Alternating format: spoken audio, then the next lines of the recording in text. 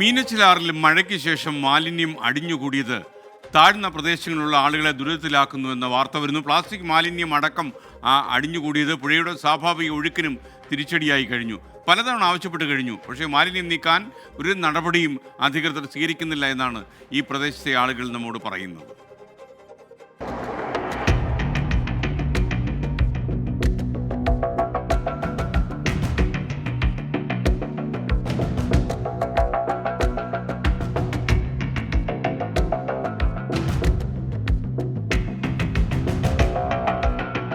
രണ്ടാഴ്ച മുൻപ് പെയ്ത കനത്ത മഴ മീനച്ചിലാറ്റിലെ ജലനിരപ്പുയർത്തി. വേനൽക്കാലത്തടക്കം ആറ്റിലേക്ക് തള്ളിയ മാലിന്യങ്ങൾ ഇതോടെ ആറ്റിലൂടെ ഒഴുകി നടന്നു.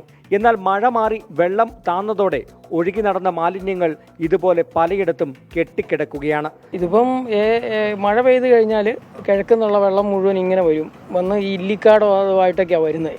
അതുകൊണ്ട് ഇതിൽ കെട്ടും. അതിൽ തടഞ്ഞു കിടന്നിട്ട് വരുന്ന വേസ്റ്റ് മുഴുവൻ അവിടെ കിടക്കുക. താഴത്തങ്ങാടി കളപ്പുരക്കടവ് പാലത്തിന് താഴെയുള്ള ഈ കാഴ്ച അതിന്റെ ഭീകരത വ്യക്തമാക്കിത്തരും.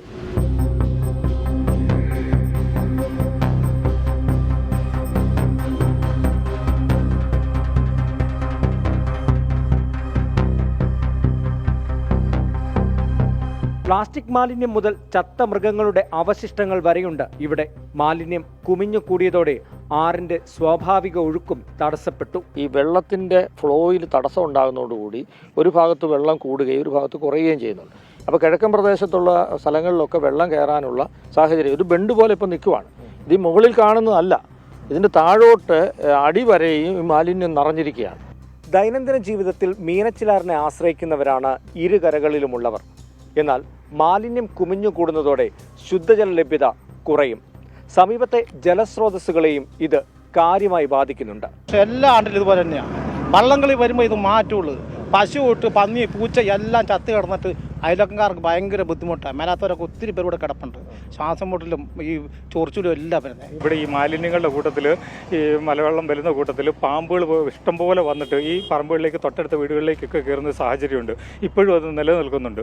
സ്ഥിരമായി ഉണ്ടാകുന്ന പ്രശ്നമാണെന്ന് പറഞ്ഞ് തദ്ദേശ സ്വയംഭരണ സ്ഥാപനങ്ങൾ കണ്ണടയ്ക്കുമ്പോൾ നാട്ടുകാർ സ്വയം ഇത് നീക്കം ചെയ്യുകയാണ് പതിവ്. മാലിന്യം നീക്കം ചെയ്യാൻ ഇറിഗേഷൻ വകുപ്പിന് ഇത്തവണ ജില്ലാ കലക്ടർ നിർദ്ദേശം നൽകിയിരുന്നു. എന്നാൽ ഇതുവരെ അതും നടപ്പായില്ല. മാലിന്യം നീക്കം ചെയ്യേണ്ടതൊരു അത്യാവശ്യ കാര്യമാണ്. എന്നാൽ അതിലുപരി മീനച്ചിലാറ്റിലേക്ക് ഒഴുക്കുന്ന മാലിന്യങ്ങൾ തടയുക എന്നതാണ് ഏറ്റവും പ്രധാനപ്പെട്ട കാര്യം. അതിനുവേണ്ട നടപടികളാണ് ഇവിടെ ആവശ്യം. കോട്ടയത്ത് നിന്ന് അരുൺ നീണ്ടൂറിനൊപ്പം ടോബി ജോൺസൺ, 24. പൊതുജനം കഴുതയല്ല സാർ.